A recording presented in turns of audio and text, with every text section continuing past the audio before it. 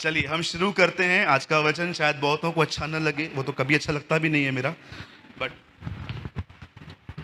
मैं बिलीव करता हूँ उम्दा वचन है आज का। चलिए हम सब खोलेंगे आज बाइबल की किताब इफिसियों, Ephesians chapter 5। Oh thank you Jesus, धन्यवाद यीशु।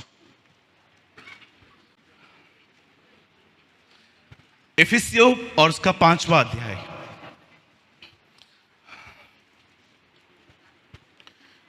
सबने खोल लिया? पक्का? ओके, ये प्रकाशित वाक्य के बाद आता है। हाँ, थैंक यू थैंक यू। चलो मुझे खुशी हुई आप बाइबल पढ़ रहे हैं। चलिए बाजू वाले की हेल्प करिए, अगर नहीं मिल रहा है तो सर काका को दिखाइए, उनको भी, यस उनको भी खोल के दीजिए। एक दूसरे की सदैव मदद करते रहिए।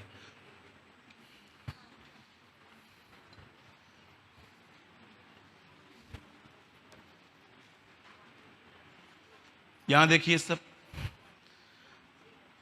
एक लाइन याद आई, बोल देता हूं ताकि फिर बीच में ना मेरे मुंह से निकल आए।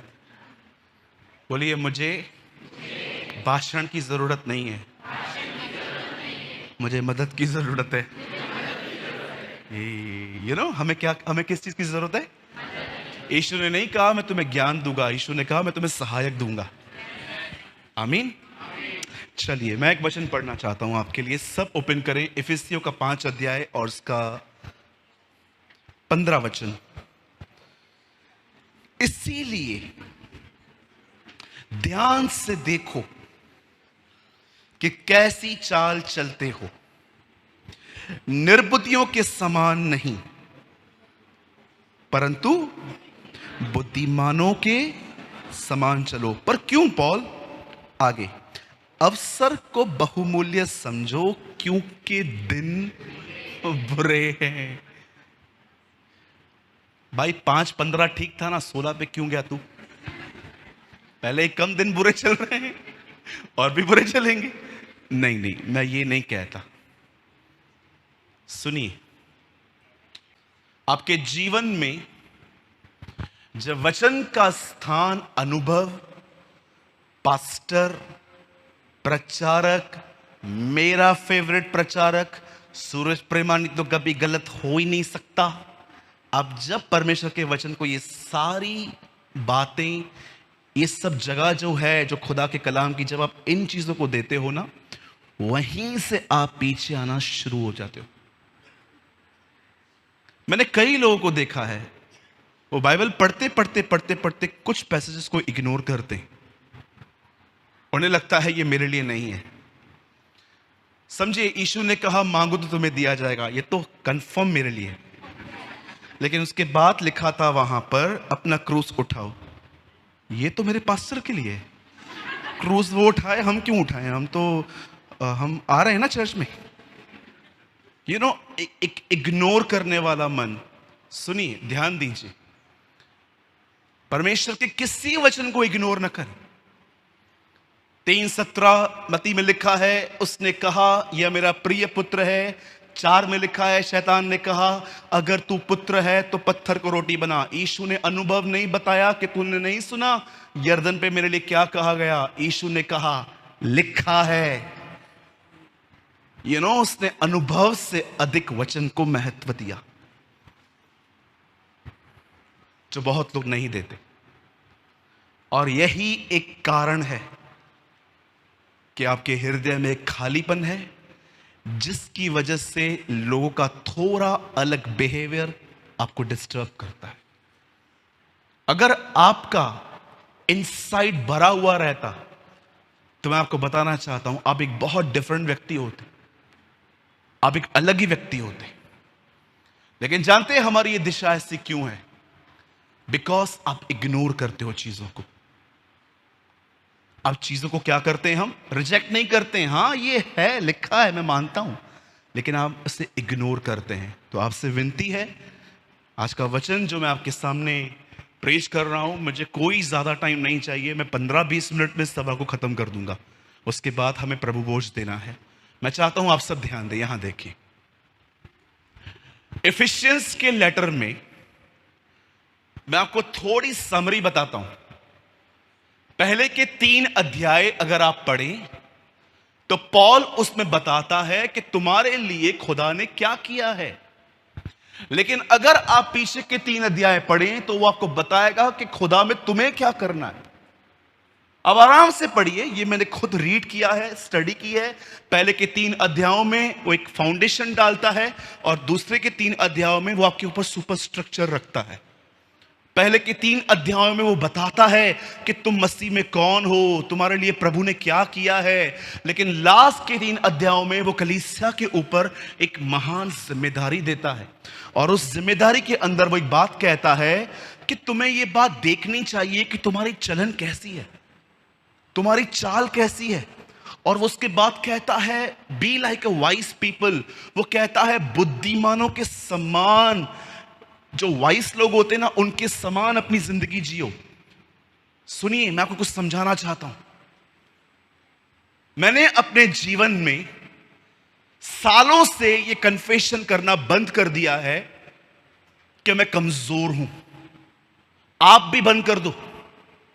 मैं कमजोर हूं, मैं कमजोर हूं, मैं कमजोर हूं, मैं कमजोर हूं। पाप हो जाने के बाद भी हाँ मैं तो कमजोर हूं। सुनिए, ये बात समझिए, जीवन के जिस भी क्षेत्र में आप असफल हो, इसीलिए नहीं हो क्योंकि आप कमजोर हो, पर इसीलिए हो क्योंकि आपको अनुग्रह नहीं मिला है। मैं फिर से कहूं, अगर आपसे रोज एक ही गुनाह होता है या कुछ चीजें ऐसी हैं आपके जीवन में जो ठीक नहीं हो रही हैं, स्पेशली हमारा स्वभाव। आप जानते हो स्वभाव सबसे बड़ी प्रॉब्लम है आज। याद रखिए, अगर आप ये कहोगे ना कि आप कमजोर हो तो आपको कभी अनुग्रह नहीं मिल पाएगा। सब कमजोर हैं। यहां पर कौन बैठा है? यीशु ने कहा शरीर कमजोर है, आत्मा बलवंत है, आत्मा तैयार है। यीशु ने कहा एवरीवन इज वीक। कई बार हम लोग क्या बोलते हैं अपने आप को, मैं तो तुच्छ हूं, मैं तो कमजोर हूं, मुझसे तो होता नहीं है। नो, ये सारे कन्फेशंस चेंज करो और जानो कि मैं कमजोर इसीलिए हूं क्योंकि मुझे अनुग्रह नहीं मिल पाया है। क्यों मुझे अनुग्रह नहीं मिल पाया है, आज मैं उसका कारण आपको बताना चाहता हूं। क्यों परमेश्वर ने कुछ जगहों पे आपके ऊपर हाथ रखना बंद कर दिया है। क्यों खुदावन आप में से कुछ लोगों की सहायता नहीं कर पाता। क्यों ऐसी जगहें हैं बाइबल के अंदर जहां पर लोगों के उन क्षेत्रों को प्रभु छू नहीं पाता। आप जानते हो एक दिन क्या हुआ? बाइबल मुकद्दस कहती है एक समय था, याकूब की 2 बीवियां थी, जिसका एक का नाम था लिया और एक का नाम था राहेल। और मैं आपको बताना चाहता हूं, लिया से उससे बहुत बच्चे पैदा हुए, लेकिन राहेल से जो उसको पहला बेटा पैदा हुआ उसका नाम था यूसुफ। इसीलिए आप देखिए सबसे अधिक वो यूसुफ से प्यार करता था क्योंकि वो उसकी फेवरेट वाइफ का पहला बच्चा था। वो उसे बहुत प्यार करता था, उसके लिए कपड़े अलग से बनाता था। इवन कभी कभी आप देखिए भाइयों के साथ फील्ड पे वो उसको काम पे भी नहीं भेजता था, अपने करीब रख देता था। और अमेजिंग बात यह भी थी कि एक घर के अंदर 12 लड़के थे, 12 को सेम शिक्षा मिली, लेकिन गंभीरता से एक नहीं ली और वो यूसुफ था। बाकी आप देखो उन 11 का स्वभाव कैसा था। आप जानते हो यूसुफ एक स्वप्नदर्शी था। वो एक ऐसा व्यक्ति था जो सपने देखता था। और ये जो सपने आजकल आप देखते हो ना, वो सपने नहीं, वो ऐसे सपने देखता था जो खुदा की। आज हमारे पास जो सपने आते हैं 80% तो आप देखो हमारे ही होते। मुझे एक बात बताइए, आप 10 बार एक दिन में दिल वाले दुल्हनिया ले जाएंगे पिक्चर देखो, तो रात को सपने में काजोल और शाहरुख खान नहीं आएंगे? मेरे एक दोस्त हैं, वो बैंक में कैशियर हैं।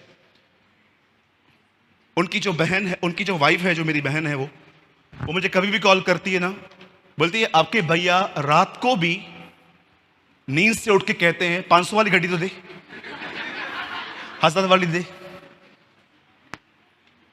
सबकॉन्शियस में आ जाती हैं चीजें, फिर वो ड्रीम्स में, विजन्स में कन्वर्ट होती रहती हैं। आप जानते हो आपको कैसे पता चलेगा कि कोई सपना मुझे आया है? तो मैं कैसे जानूं कि खुदा ने दिया है? प्रभु से कहिए इसे दोबारा दे। क्या कहेंगे खुदा से? इसे दोबारा दे मुझे। कई सारे जो लोग हैं ना, एक बार एक सपने को देख के उनको लगता है कि यार ये मेरा है। जी नहीं। आपको पता है यूसुफ को एक सपना 2 बार आया था, एक ही मीनिंग अलग अलग तरीके से आया। वचन कहता है उसने एक सपना देखा और आगे चल के आप जानते हो वो फुलफिल हुआ। वो सपने देखता था और परमेश्वर उसको सपनों का अर्थ भी बताया करता था। एक दिन यही लड़का हालातों के कारण, बाइबल बताती है, जेल में बंद हुआ। और जेल के अंदर उस समय जो राजा जो रेन कर रहा था उसका नाम था फिरौन। और उसने एक दर्शन देखा, उसने एक सपन देखा। जानते हो उस सपने में क्या देखा? पतली भैंसे मोटी भैंसों को खा रही है। जब उसने ये देखा तो उसको एक बात पता चली, जेल में एक लड़का बंद है और ये लड़का इन चीजों का अर्थ बता सकता है। उसे जेल से बाहर निकाला गया, उसके सामने खड़ा किया गया, उसे सब कुछ बताया गया और यूसुफ ने उसे एक झटके में बताया, ये अकाल के समय के लिए है। यूसुफ ने उसे बताया 7 पतली भैंसों को मोटी भैंसें खा रही हैं। इसका अर्थ है अब आने वाले 7 साल भरपूरी के साल हैं। उसके जो 7 साल हैं उसके बाद अकाल शुरू हो जाएगा। उसे उसको बताया।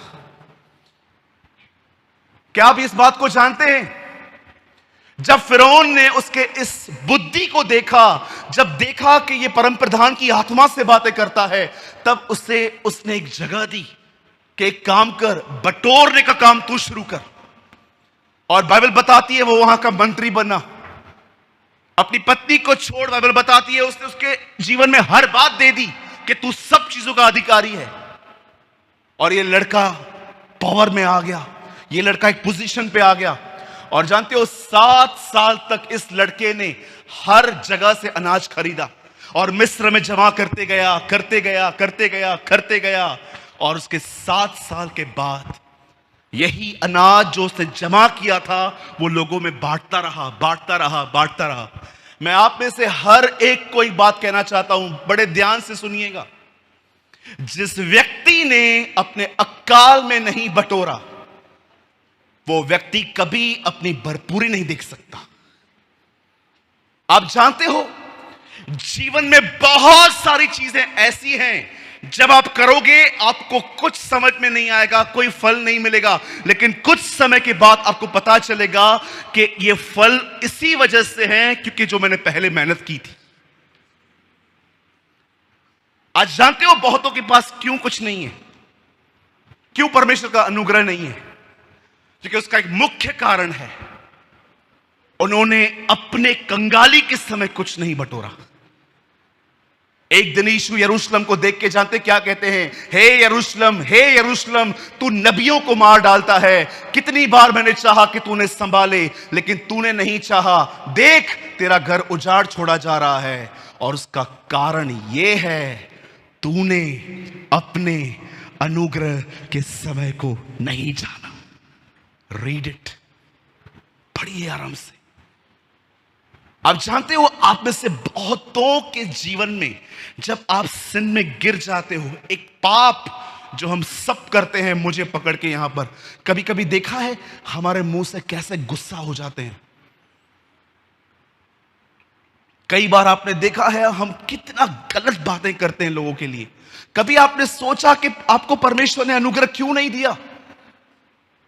क्यों परमेश्वर ने आपको ग्रेस नहीं दी? जानते हो क्यों? क्योंकि जब उसे बटोरने का समय था उस टाइम पे आप मोबाइल यूज कर रहे थे। आज मैंने बहुतों को देखा है, यहां देखिए सब, मैं आपका अधिक समय नहीं लूंगा।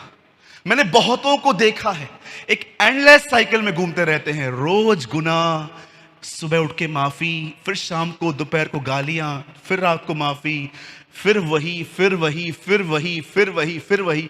मैं प्रभु को कहता हूं, प्रभु ये साइकिल बंद क्यों नहीं हो रही है? आखिर कारण क्या है?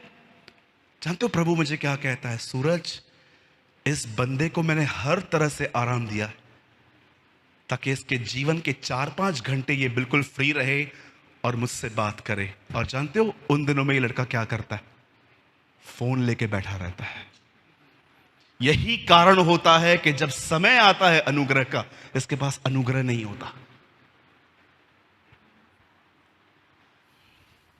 एक दिन मैंने कहां पर नाश्ता ऑर्डर किया, तो मैंने उनको कहा थोड़ी सी टोमेटो केचप मिल सकती है। आपको पता है ना, कुछ जगहों पे अभी सैचे स्टार्ट हुए। पहले एक रेड कलर की बॉटल आती थी पूरी, जिसे वो प्रेस करते थे, बाहर आती थी। वो लेकर आए और उन्होंने उसे पीछे से पकड़ी और जैसे उन्होंने दबाई, वो पूरी सॉस यहां पर। आप बिलीव करो, मैंने उसको ऐसा चिल्लाया, वो लड़का लास्ट तक बाहर नहीं आया। उसका बॉस बोल रहा था जा दूसरा देख के आ। बोलता था दूसरा? ये लाल कलर इधर से निकाला, ये मेरा इधर से निकालेगा अभी। मैंने उसको इतना चिल्लाया, अरे अकल नहीं है, पूरा पैंट खराब कर दिया। किधर जा रहा था मैं, अब कौन जाएगा चेंज करने के लिए? दिमाग नहीं है, कैसे लोगों को रखते हो? पागल हो क्या? तू भी पागल, ये भी पागल। इतना चिल्लाया मैंने। और लास्ट में जब मैं वहां से हटा, मैं प्रभु से कह रहा था, प्रभु ये मैं था यार, मुझे बिलीव नहीं हो रहा है मैं इतना रूड हूं। एक इतनी सी छोटी बात, केचप गिर गई यार, घर जाके चेंज करके आता। वो गरीब पे कितना चिल्लाया मैंने। और लास्ट में भी जब मैं जा रहा था ना, जानते हो वो लड़का चुपचाप से वहां खड़ा था बेचारा, से मुंडी नीचे करके। और मैंने उसको जाते जाते भी चिल्लाया। मैंने कहा अक्ल नहीं है, थोड़ा पढ़ लिख लिया करो। मेरा पैंट पूरा खराब हो गया था। मैं जब गाड़ी चला रहा था ना, मैं इतना अशांत था। मुझे ऐसा लग रहा था कि प्रभु मैं डीमन पसेस तो नहीं हूं यार, ये मैं कैसे हो सकता हूं? मैं इतनी सी छोटी सी बात को लेके किसी पे इतना गर्म कैसे हो सकता हूं? मुझे क्यों नहीं रोका तूने? तुझसे बिलाम ने कहा मैं जाऊं, तूने कहा नहीं। फिर से पूछा, तूने कहा जा। और तीसरी बार जब वो निकलने पे था, फिर भी तूने स्वर्गदूत भेजा उसे रोकने के लिए।